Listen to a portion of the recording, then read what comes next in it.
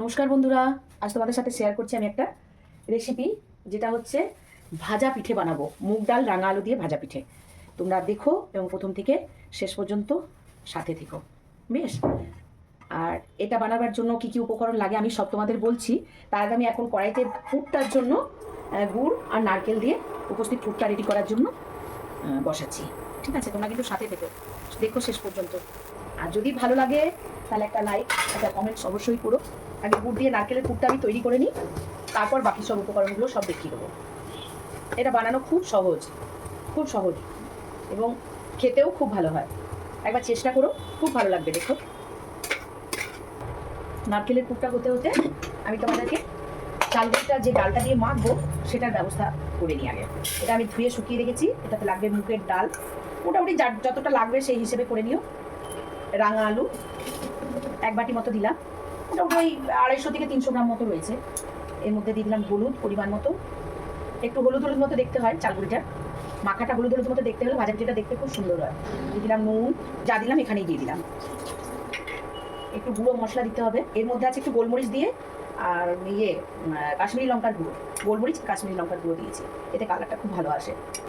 আর আমরা দেবো গুড়, চিনি দেবো না, কারণ চিনিটা অ্যাভয়েড করাই ভালো। সেই জন্য আমরা এখন তরকারিতেও মোটামুটি সব গুড় দিয়েই রান্না করি, ওই জন্য গুড় দেবো। আদা লঙ্কার পেস্ট দেবো, একটু ঝাল হবে, একটু মিষ্টি হবে। চালগুড়িটা মাখবো আমরা এই ডালটা দিয়ে। এই ডালটাকে এবার আমরা জল দিয়ে সিদ্ধ করতে দিয়ে দেবো। পুরে আমরা আবার পুরটার মধ্যে একটু খোয়া দিয়ে দেবো, খেতে ভালো লাগবে। একটু খোয়া দেবো এর মধ্যে। এরকম নারকেল না দিয়ে শুধু খোয়া দিয়েও পুরটা করা যায়, সন্দেশ দিয়েও করা যায়, কিন্তু নারকেলটা দিলে মুখে একটু লাগে, তো তাই ভাজা পিঠাটার টেস্টটা একটু অন্যরকম। তাই আমরা নারকেল দিয়েই বেশিরভাগটা করার চেষ্টা করি। আমাদের পুরটা মোটামুটি রেডি হয়েই গেছে, আর একটু নাড়াচাড়া করে তারপর নামিয়ে দেবো। এই যে বন্ধুরা, আমার পুরটা রেডি হয়ে গেল। আর একটু ঠান্ডা হতে দিই, তা করতে করতে আমার ডালটা সেদ্ধ হয়ে গেলেই আমি বাকি প্রসেসে পরে আসছি। আমাদের ডালটা সেদ্ধ হয়ে গেছে, একটু ডালটাকে ভালো করে নাড়িয়ে নিতে হবে, কারণ এই ডালটা দিয়ে একটু চালগুড়িটা মাখা হবে, মানে একটু ভালো করে যাতে সব কিছু ভালোভাবে মিক্স হয়ে যায়। এটা আমার 500 থেকে একটু বেশি চালগুড়ি আছে, মোটামুটি ওই 500 750 মাঝামাঝি আর কি। এটা আমি নিয়েছি ভাতের চালের গুঁড়ি। ভাতের চালের গুঁড়ি দিয়ে বেশি ভালো হয়, উষ্ণ চালের গুঁড়ি দিয়ে করলে বেশি ভালো হয়। ব্যাস, মাখাটা এইরকম হবে দেখতে, আর খুব টাইট হবে না আর খুব নরমও হবে না, ঠিক এরকম হবে।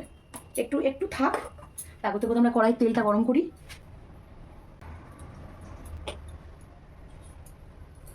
এটা কিন্তু অন্য কোনো শেপ দেওয়া যায় না, এই ধরনের শেপই দিতে হয়, কারণ অন্য কোনো শেপে ঠিক মতন আসে না, এই ধরনের শেপই দিতে হয়। এগুলো করা হয়ে গেছে, এবার আমরা আস্তে আস্তে তেলটা এসেছে কিনা দেখে তেলে ছাড়বো। এই যে বন্ধুরা, ভাজা পিঠা আমার পুরোপুরি রেডি খাওয়ার জন্য। তোমরা অবশ্যই চেষ্টা করো, বাড়িতে বানিয়ে দেখো, খুব ভালো হয় খেতে। আর যদি আমার এই বানানোটা খুব ভালো লাগে সবাইকার, তাহলে একটু লাইক, কমেন্টস এবং শেয়ার করে দিও। টাটা।